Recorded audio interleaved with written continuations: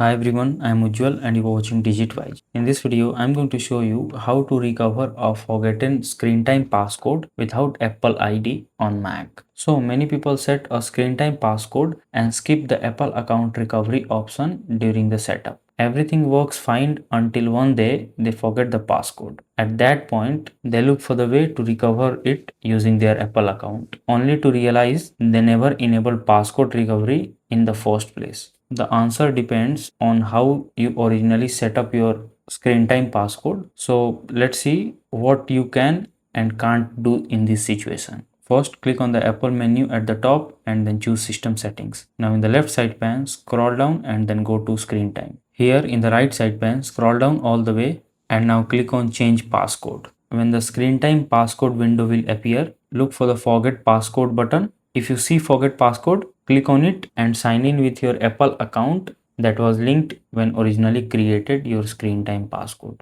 If the verification is successful, you'll able to create a new 4-digit screen time passcode. However, if you don't link a Apple account when you first set up screen time passcode, macOS won't able to verify your identity using your Apple account. In that case, you can't see this forget password button. And in that case, there isn't an official recovery method to retrieve the forgotten passcode. If your Mac is managed by school, company, or organization, you'll need to contact the administrator because they may manage screen time settings for your device. And if it's your personal Mac and no recovery option was configured, Apple does not provide an official way to recover that forgotten screen time passcode afterward. This is why it's always recommended to enable Apple account recovery when creating a screen time passcode. So that's it. If Apple account recovery was enabled when the passcode was created, you can recover it using the forgotten passcode option.